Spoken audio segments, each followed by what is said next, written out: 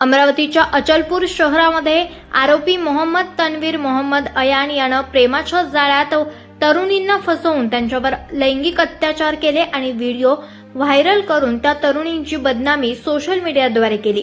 या धक्कादायक घटनेनंतर संपूर्ण महाराष्ट्रामध्ये एकच खळबळ उडाली होती। आता या घटनेत महिला शक्तींनी तीव्र संताप व्यक्त केला आहे। चांदूर बाजार पोलीस स्टेशन या ठिकाणी प्रहार महिला शक्ती, राष्ट्रवादी, जिजाऊ ब्रिगेड आणि आदी सामाजिक संघटनांच्या महिलांच्या वतीनं पोलिसांना निवेदन देण्यात आलेलं आहे। या घटनेतील मुख्य आरोपी मोहम्मद तन्वीर मोहम्मद अयान याच्यावर पोस्को अंतर्गत गुन्हा दाखल करण्यात यावा। संबंधित हॉटेल, कॅफे यांच्यावर देखील गुन्हा दाखल करण्यात यावा। आरोपी मोहम्मद तन्वीर मोहम्मद अयान यांच्या वडिलांनी अवैध अतिक्रमण केलेलं आहे, त्यावर सुद्धा तत्काळ कारवाई करण्यात यावी। सोशल मीडियामधील सर्व आक्षेपार्ह व्हिडिओ तत्काळ हटवण्यात यावेत। यासह या घटनेतील सखोल चौकशी करून भविष्यात या घटनेची पुनरावृत्ती होऊ नये याकरिता कायदेशीर कारवाई करून समाजात सुव्यवस्था निर्माण करावी। चांदूर बाजार शहरातील सर्व चौकामध्ये सीसीटीव्ही कॅमेरे लावून वर्षभर सदर कॅमेरे चालू ठेवावेत। शाळा, कॉलेज, हॉटेल, लॉजिंग या ठिकाणी सुद्धा सीसीटीव्ही कॅमेरे लावण्याची मागणी महिला शक्तींनी पोलिसांना दिलेल्या निवेदनातून केली आहे। यावेळी चांदूर बाजार पोलीस स्टेशन परिसरात काही वेळ तणावाचं वातावरण निर्माण झालं होतं।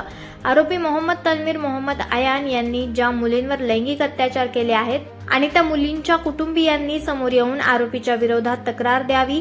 संपूर्ण महिला शक्ती त्या कुटुंबाच्या पाठीशी खंबीरपणे उभे राहील, जेणेकरून मुख्य आरोपीला कठोर शिक्षा होईल।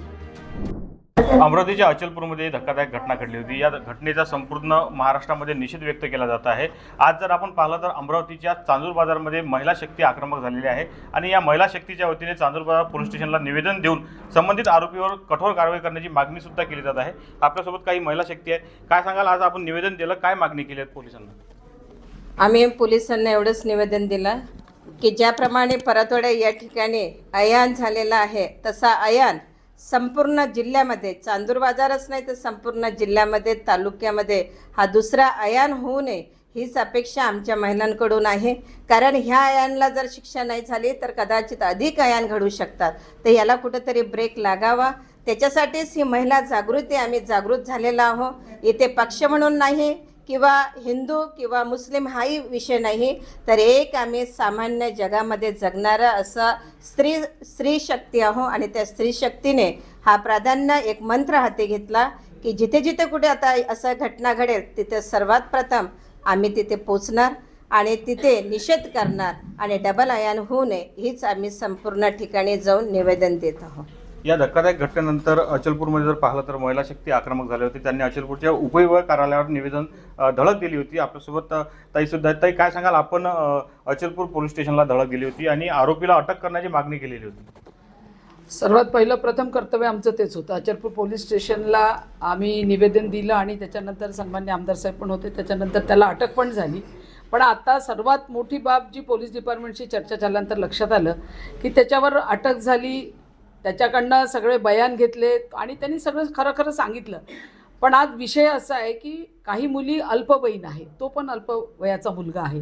पोस्कोसारखा कायदा जर आता आपल्याला लावायचा असेल किंवा काही कार्यवाही करायची असेल तर 15 आणि 16 वर्षाच्या मुली त्याच्यामध्ये आहे, पण त्यांच्यापैकी कोणीच जर तक्रार दिली नाही तर त्याच्यावर कुठलीच कार्यवाही आपल्याला कोर्टामध्ये करता येणार नाही। म्हणून आमचं आव्हान आहे की ज्या कोणी मुली त्याच्यामध्ये असेल, पोलीस डिपार्टमेंट त्यांचं नाव गोपनीय ठेवेल। आम्ही सगळ्या आमच्यासोबत जिजाऊ ब्रिगेडच्या महाराष्ट्राच्या अध्यक्ष आहेत, त्यांची सर्व टीम आहे, अनेक संघटना आहे, अनेक पक्षाच्या महिला आमच्याकडे आहे। आम्ही सर्वांनी हेच सांगितलं की या महिलांनी, आम्ही त्यांच्या पाठीशी आहोत, त्या कुटुंबाच्या पाठीशी आहोत। त्यांनी आमच्या समोर यावं, गोपनीय तक्रारी द्याव्या की जेणेकरून पुढच्या मुली त्याच्या बळी ठरणार नाही। यासाठी त्यांनी सगळ्यांनी समोर येऊन तक्रारी दिल्याशिवाय त्याला काहीही होऊ शकणार नाही। तर अशा अनेक घटना घडत राहील आणि म्हणूनच आम्ही सर्वजण एकत्रित राहून सर्वीकडे निवेदन देणं आणि समाजामध्ये विश्वास निर्माण करण्याचं काम आमच्या सगळ्या संघटना करतात आहे। या प्रकरणात जर पाहिलं तर जो मुख्य आरोपी आहे तो आरोपी त्याचा वाढदिवस रस्त्यावर साजरा केला आणि त्यात पोलीस सुद्धा त्या व्हिडिओत दिसून आले। जर अशा पद्धतीच्या घटना घडत असेल आणि कोण पोलीस तिथं होते, जे पोलीस असेल त्यांची नावं समोर आलेली पाहिजे, त्या पोलिसांना तातडीने सस्पेंड केलं गेलं पाहिजे आणि त्यांच्यावर कार्यवाही झाली पाहिजे। जर प्रशासक आहे, जो संरक्षण करतात तो जर अशा गोष्टीमध्ये सामील होत असेल तर मला असं वाटतं त्यांच्या वरिष्ठांनी त्याची दखल घेऊन ते व्हिडिओ आम्हाला तुम्ही दाखवावे. काही व्हिडिओ मी पण बघितले आणि त्यासुद्धा पोलिसांवर तातडीने कारवाई व्हावी की समाजामध्ये संदेश जाईल की कोणीही अशा पद्धतीच्या चुका करत असेल त्याला निश्चितपणे त्याच्यावर कार्यवाही, कठोर कार्यवाही होऊ शकते.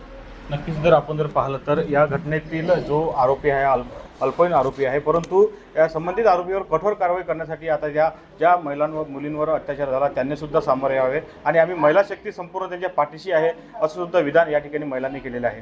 त्यामुळे आता या घटनेत पुढील काय कारवाई होणार हे सुद्धा आता पाहणे महत्त्वाचे ठरणार आहे. मी किरण होले, जनविकास न्यूज, अमरावती, चांदूर बाजार.